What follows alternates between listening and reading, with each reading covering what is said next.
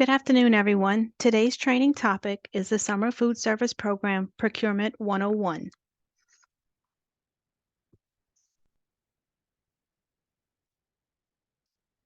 Generally, when we use the term procurement, it refers to the purchasing of goods and services.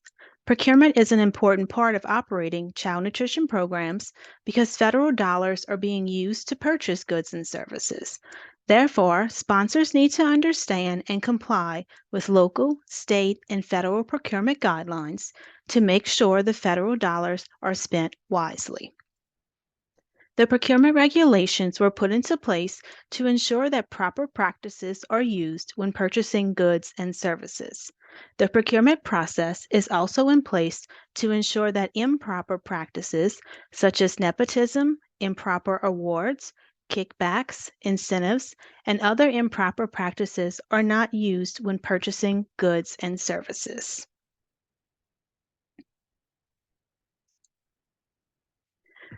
We need to understand that competition is the basis for the procurement rules. Your program benefits when utilizing competition and can determine whether your program is a success or failure. We will also talk in detail about contract administration because it plays a huge role in the success of your program. So why is competition important and why does it provide the basic framework for the regulatory requirements? The full and open standard of competition was established because of the strong belief that the procurement process should be open to all qualified contractors who want to do business with the federal government. Full and open competition means that everyone has an equal opportunity to compete for business.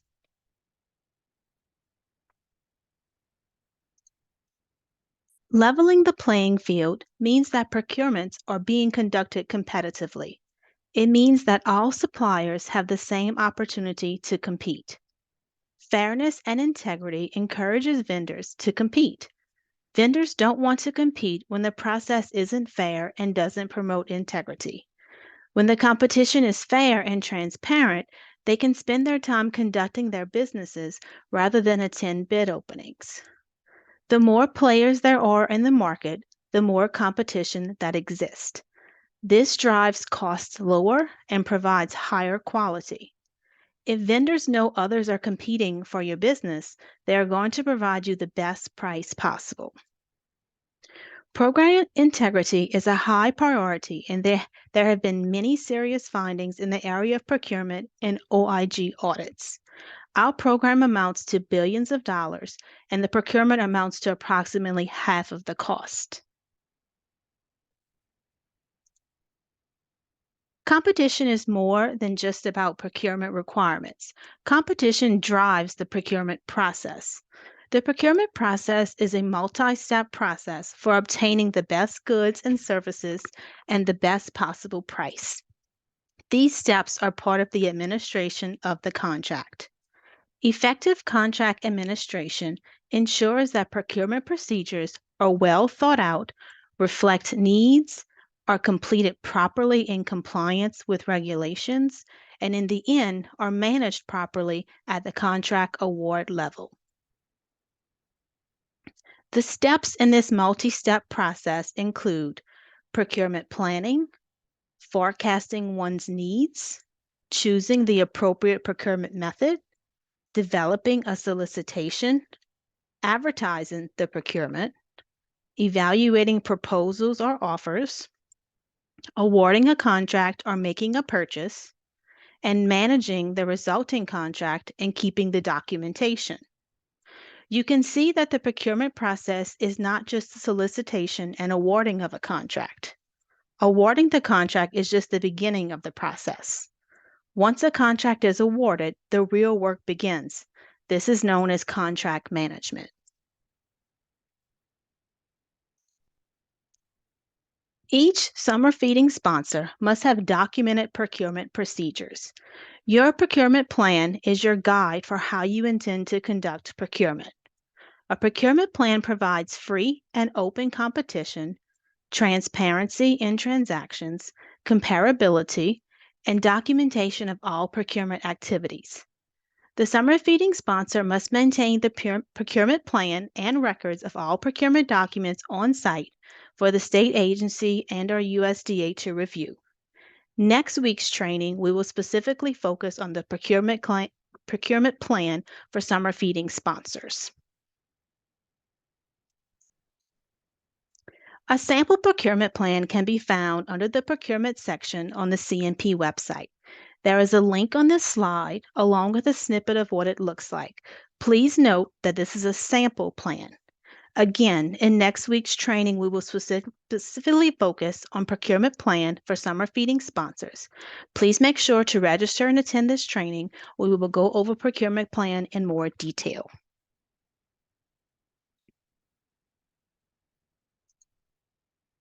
The summer feeding sponsor must maintain written standards of conduct. The Code of Conduct form must cover conflicts of interest and govern the actions of employees. It is required for employees that are engaged in the selection, award, and administration of contracts. It prohibits employees from participating in the procurement process if there is a real or apparent conflict of interest. It prohibits employees from soliciting or accepting gratuities, favors, and anything of monetary value from contractors. It must include disciplinary action to be applied for violations. The USDA Code of Conduct prototype form can be found under the procurement section on the Child Nutrition Program website. Please refer to the link on the bottom of the slide for the form. The summer feeding sponsor may utilize their own organization's code of conduct as long as it addresses all of the requirements discussed in the previous slide. Remember that each person involved in the procurement process must sign the code of conduct form.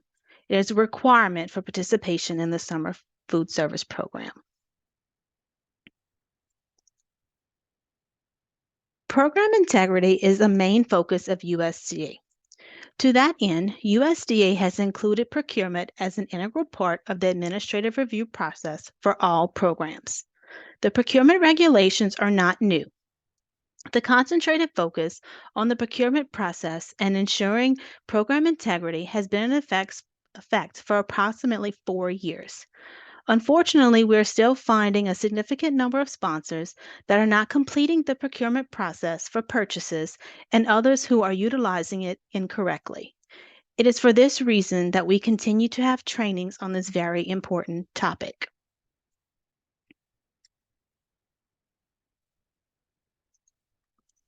So let's talk about allowable cost.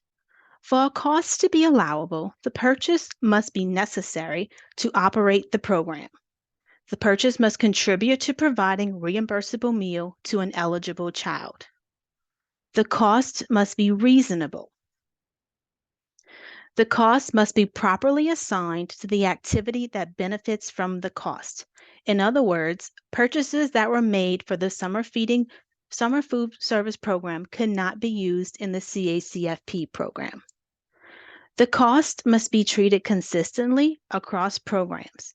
If the purchase of an item benefits both the CACFP program and the summer feeding program, the cost must be shared by both programs. If a cost benefits more than just the child nutrition program, the child nutrition program must only bear a percentage of the cost.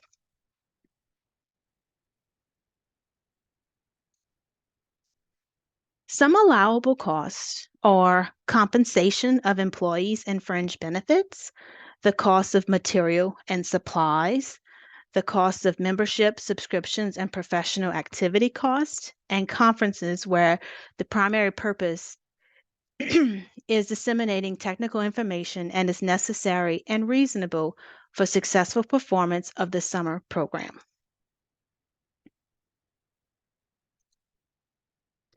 There are numerous unallowable costs, such as promotion, lobbying, public relations, bad debts, depreciation, contributions, and donations.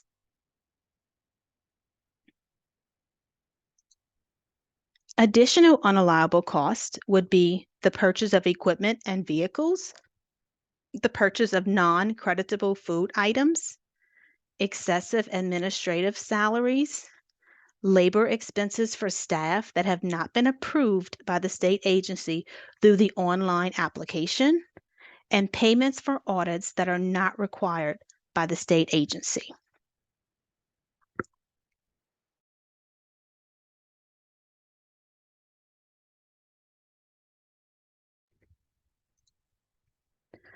Non-prorated expenses are unallowable. Rent for sites is unallowable. You are providing a service to the site. You should not be paying their rent. Late fees, insufficient fund fees, and payment on loans are all unallowable. No payment for meals when on day travel should be charged to the summer food service program.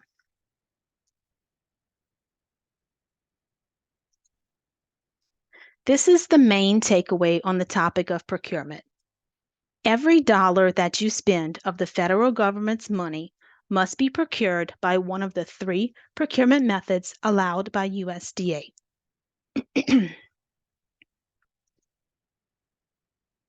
This slide demonstrates how the value of the procurement corresponds to the procurement thresholds. On May 31st, 2022, Governor John Bel Edwards signed House Bill 221, Act 204, into law. This act increases the micro purchase threshold from $10,000 to $30,000 and the small purchase threshold from $30,000 to $60,000. The effective date was August 1st, 2022. Only the micro purchase method does not require competition. However, purchases must be equally distributed and the cost must not exceed $30,000, and the price must be reasonable and the purchase necessary. The small purchase threshold is $60,000. When the value of the purchase is estimated at less than or equal to $60,000, informal methods may be followed. However, when the value of the purchase is estimated at greater than $60,000, formal procedures, including sealed bids, also known as IFBs, and competitive proposals, also known as RFPs, apply. Small purchases between $30,000 but less than $60,000 require competition, which means quotes must be obtained for the product specified from at least 3 bidders. The last procurement method is what we refer to as formal. These are sealed bids or competitive proposals that require public advertising and are more rigorous. Act 204 states that all purchases of any materials or supplies exceeding the sum of $60,000 to be paid out of public funds shall be advertised and let by contract to the lowest responsible bidder who has bid according to the specifications advertised. All procurement procedures require documentation of how the solicitation was conducted, the responses received, how responses were evaluated and awarded, and the monitoring of the contract performance.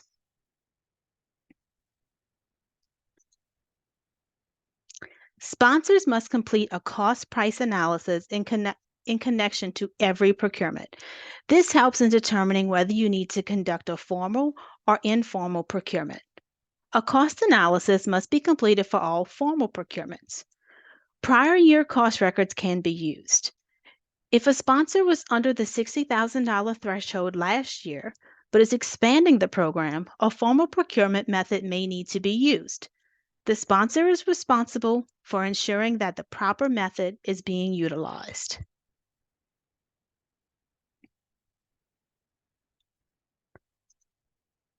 So now let's talk about micro purchases. The micro purchase method is typically used for emergency type purchases. It is used to purchase supplies or services where the dollar amount of the purchase does not exceed $30,000. As a reminder, CFR 200.320 states that to the maximum extent practicable, program operators should distribute micro purchases equitably among qualified suppliers. The micro purchase method is not to be used in order to circumvent free and open competition. In other words, the micro purchase method of procurement cannot be used so that you don't have to obtain quotes or formal bids. Micro purchases may be awarded without soliciting competitive price or rate quotations if the sponsor considers the price to be reasonable based on research, experience, purchase history, or other information and documents it and files it accordingly. If a micro purchase procurement is used several times in a year for the same product or products, it is likely that the small purchase procurement method should have been used.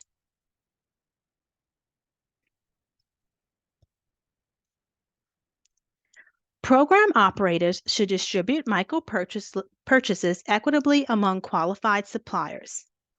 The use of micro purchase method is one of the major findings we have on procurement reviews because sponsors do not spread the wealth among qualified suppliers.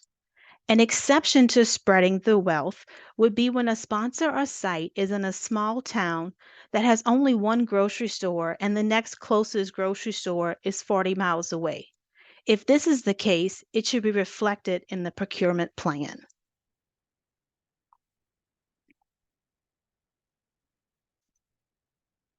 Now let's talk about small purchase procedures. The small purchase procurement threshold is $60,000 or less. It's $250,000 or less for charter schools. Summer food service programs, except for charter schools, have a small purchase threshold of $60,000. Some cases, if you would need to know if you have a local small purchase threshold that's less than 60, but if not, you will need to use the state small purchase threshold for procurement. In all cases, though, the state law requires that 3 quotes must be obtained.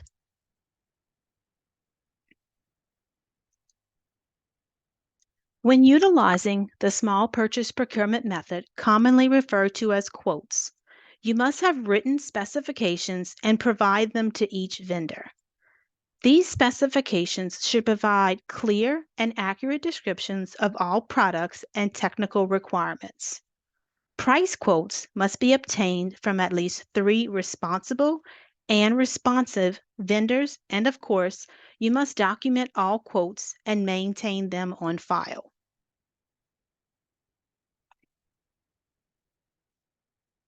I want to briefly talk about writing product specifications. Writing specifications can be tedious and time-consuming, but it's necessary. Providing vendors with detailed specifications is a requirement. Writing quality specifications is important because they serve as quality and cost control standards. They help avoid misunderstanding between suppliers, buyers, and users by detailing exactly what is being requested. These are essential when seeking price quotes for both formal and informal procurements. The sponsor needs to communicate all characteristics of the item it wants to purchase to prospective vendors. They help vendors understand exactly what you want to purchase so a competitive price can be quoted and helps ensures that when you receive the price quotes, you are comparing apples to apples. For more detailed information on writing specification, please refer to the training on writing bid specifications that can be found on Louisiana Fit Kids website. If specifications have been written correctly, it will result in a fair and equitable treatment of vendors. The sponsor gets what they need, time spent during procurement is minimized throughout the process, and the sponsor receives the best price or value, and all of this increases customer satisfaction. Do make sure that you provide ample time for vendors to submit bids or quotes to ensure you are able to get their best price. Again, for more detailed information on writing specifications, you can refer to the training on writing bid specifications on the Louisiana Fit Kids website.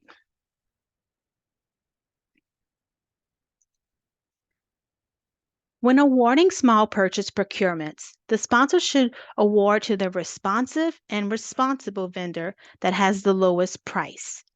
Responsive means that the vendor submits a bid that conforms to all specifications and terms of the contract. Responsible means that the vendor is capable of performing successfully under the terms of the contract. All procedures used in small purchase procurement must be documented and maintained on file.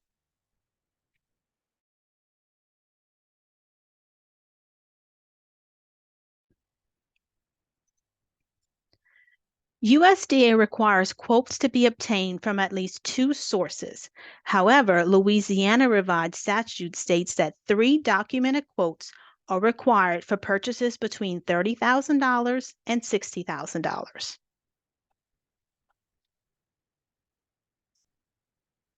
Now let's discuss formal procurement.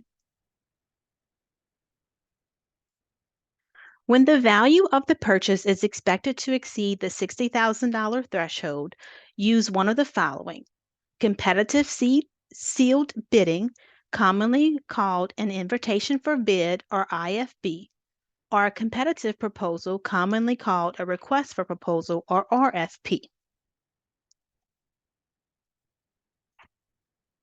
Competitive sealed bidding procedures use an invitation for bid. These are publicly solicited and a firm fixed price contract is awarded. There may be one contract awarded to the most responsive and responsible bidder that has the lowest overall price, or multiple awards may be made if the sponsor states in the IFB that awards may be made to multiple bidders based on unit price by item or group of items.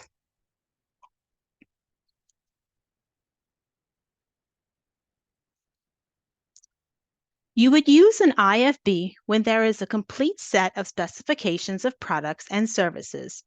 There are 2 or more responsible bidders willing to respond, and a firm fixed price contract is awarded. We saw in the previous slide that bids may be awarded based on a lump sum price to one bidder, a line item award based on a unit price that is awarded to multiple bidders, or a combination award to multiple bidders based on items that are grouped. The key is that bids are awarded to the responsible bidder whose bid conformed with all the material terms and conditions of the invitation for bids and is the lowest in price.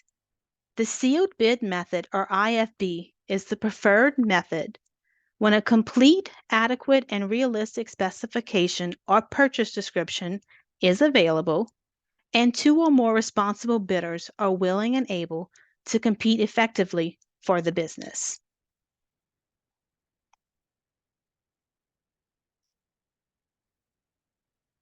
Now let's look at the competitive proposal, or RFP. A competitive proposal uses a request for proposal which describes how technical and cost factors will be considered in making the final determination for the purchase of goods and services. This results in the award of either a fixed price contract or a cost reimbursable contract. Competitive proposals are conducted with more than one source submitting an offer. It is generally used when conditions are not appropriate for the use of sealed bids. If this method is used, requirements apply.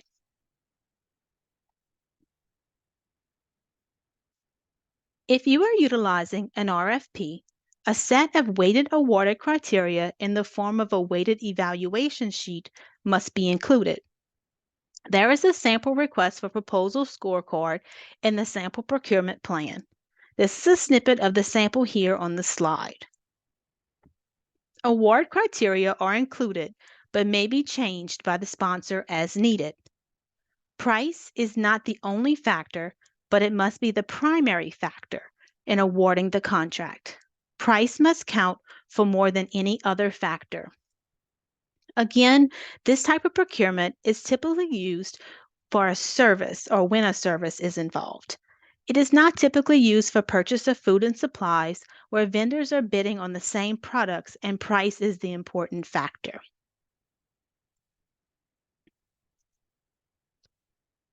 State law requires that procurement to be published twice in a regional newspaper source for the first advertisement being at least 15 days before the bid opening. The sponsor may also want to publish the bid utilizing an electronic bid platform.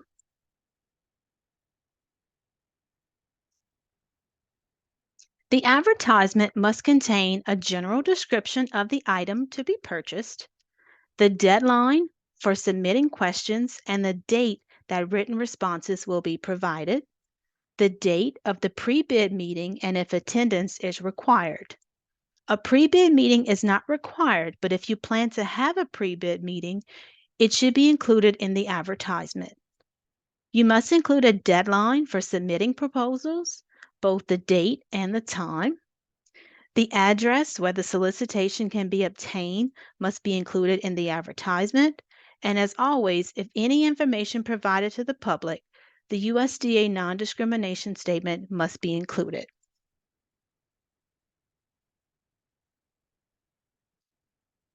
The bid document must include detailed information about your bid. It must include the contract period, the date, time, and location of your bid opening, how the vendor will be informed of the results, and the terms and conditions that each bidder must fulfill to be evaluated.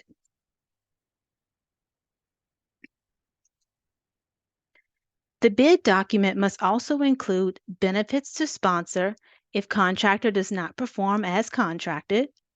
There must also be a statement in the bid regarding the return of purchase incentives, discounts, rebates, and credits that must be returned to the summer food service account.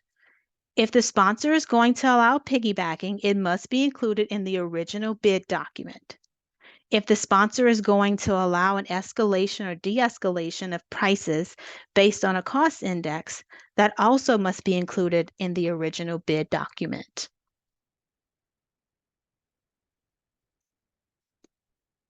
The document must also clearly define the method of evaluation and the type of contract.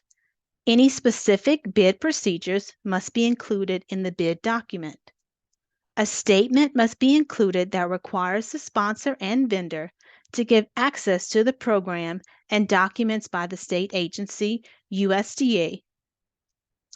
This document must also include a provision requiring the contractor to maintain all records for 3 years after final payment.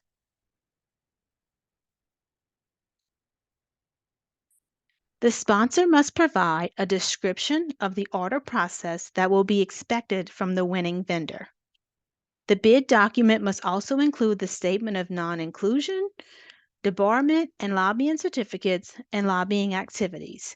These are required of all vendors and should be signed and included in the bid documents when the vendor returns the bid documents to the sponsor. And lastly, the sponsor must provide detailed specifications and estimated quantities they intend to purchase. The sponsor should provide as much detail as possible to ensure prospective vendors are bidding the exact same items.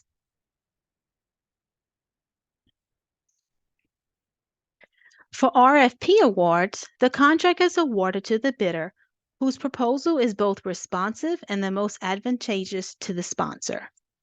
The bidder that receives the highest number of points based on the award criteria is awarded the bid. All formal bids must include these provisions from Appendix 2 of 2 CFR 200.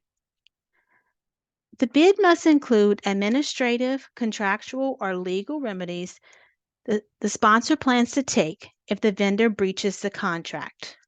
It must include language concerning termination for cause and convenience. The sample procurement plan has some sample language that can be used. The equal employment opportunity provision must be included in the bid. And the Davis-Bacon Act is only applicable if the contract is for construction. Appendix 2 of 2 CFR 200 also requires the following provisions: contract work hours and safety standards, rights to inventions, Clean Air Act and Federal Water Pollution Control Act, debarment and suspension, and the Byrd Anti-Lobbying Amendment and Certificate.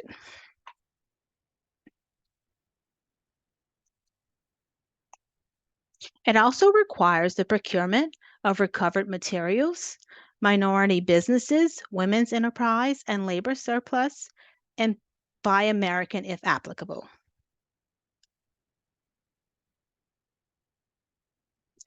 Additional contract provisions include the requirement that the vendor must comply with the following civil rights laws. Title VI of the Civil Rights Act of 1964, Title IX of the Education Amendments of 1972, Section 504 of the Rehabilitation Act of 1973, the Age Discrimination Act of 1975, Title VII CFR Parts 15, 15A, and 15B, the Americans with Disabilities Acts, and the FNS Instruction 113-1, Civil Rights Compliance and Enforcement in School Nutrition Programs.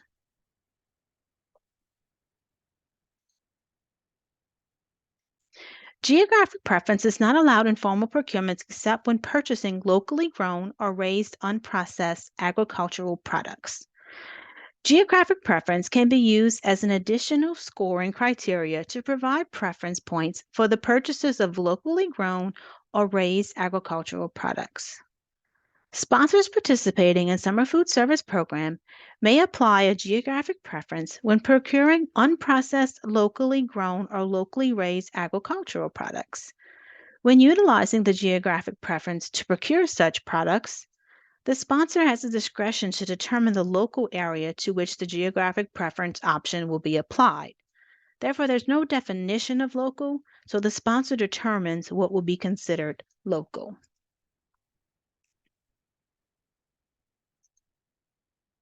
The next type of procurement is the non-competitive proposal.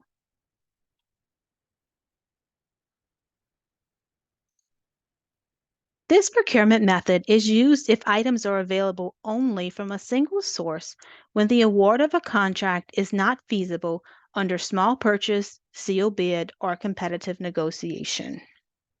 Prior state agency approval is required for any and all non-competitive proposals.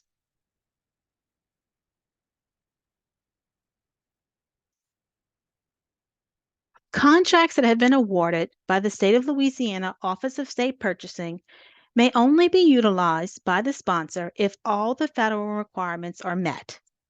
See Memo SFS 18-79 for the requirements for using state contracts. The sponsor must have applied for and received approval from the Louisiana Office of State Purchasing in order to use their contracts.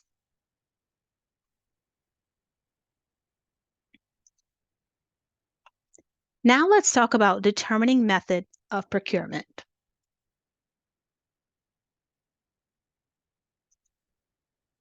Before beginning the procurement process, the sponsor must determine the method of procurement they need to utilize based on the estimated dollar amount to be spent. Let's take this example. Last summer, the sponsor purchased meats, frozen items, pantry items, and chemicals from the same distributor. The dollar amount spent during the previous summer was $44,000. It is estimated that food costs have increased about 3% this year, so we are estimating we will spend about $45,320 during the summer program this year. The sponsor can do a formal bid or small quotes because the estimated amount we are spending is less than $60,000 small purchase threshold. If we serviced 4 sites last year and we intend to have 2 additional sites this year, we would probably need to change to the formal bid as we would be close to that $60,000 threshold. If we know from the start that our expenses will exceed the small purchase threshold, we know we must do a formal procurement. In this example, the meat, frozen, pantry, and chemicals were purchased from the same distributor and the expenses totaled $75,000. We know that we exceeded the $60,000 threshold and must do a formal bid. As we discussed before, an invitation for bid is normally used for food items because price is the most important factor.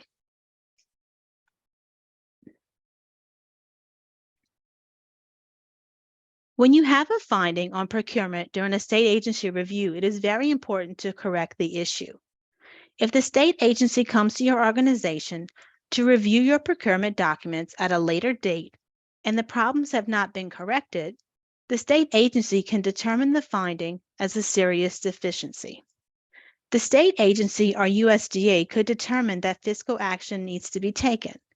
This could include requiring repayment of all reimbursement of meals during the procurement period. Repeat findings on procurement could result in termination from the Summer Food Service Program. As we discussed earlier, proper procurement is the main focus of USDA. This screenshot shows the Summer Food Service Program memos for procurement on the CMP website. All USDA and FNS memos are posted to the CMP website as soon as the state agency receives them. So if you have time, go look at all these different memos. This screenshot shows the Summer Food Service Program resources for procurement on the CMP website.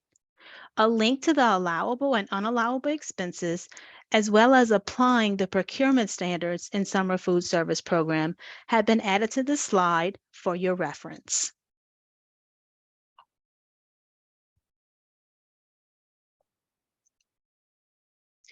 Here are some additional guidance for procurement in the Summer Food Service Program. Links to the procurement in the 21st century and the Code of Federal Regulations, procurement standards, are available on the slide for your reference.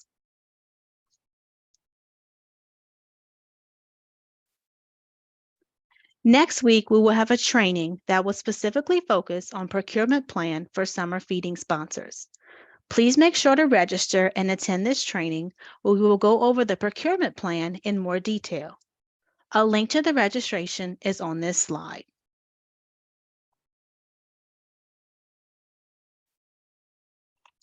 If you have any questions, please contact the Louisiana Department of Education, Division of Nutrition Support at 225-342-9661 or email us at childnutritionprograms@la.gov. And I will get off a second to check to see if we have any questions in the chat, or if you want to have any questions, you can put them in the chat and I'll check them and I'll be back in a second.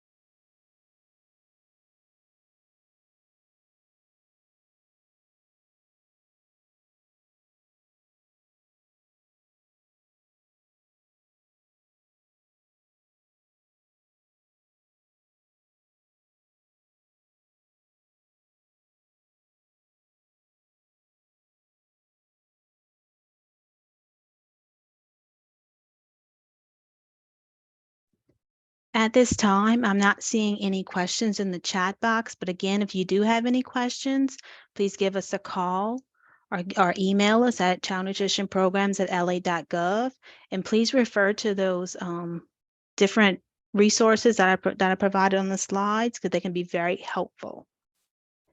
So if no one, I see we might have one. Can you go over the renting of buildings again? So if you're providing a service in that building, you should not necessarily be paying the rent of the building. And if you have any more specific, you can send us email and I can give you more detailed, maybe specific to your program, and we can have a better answer for you at this time.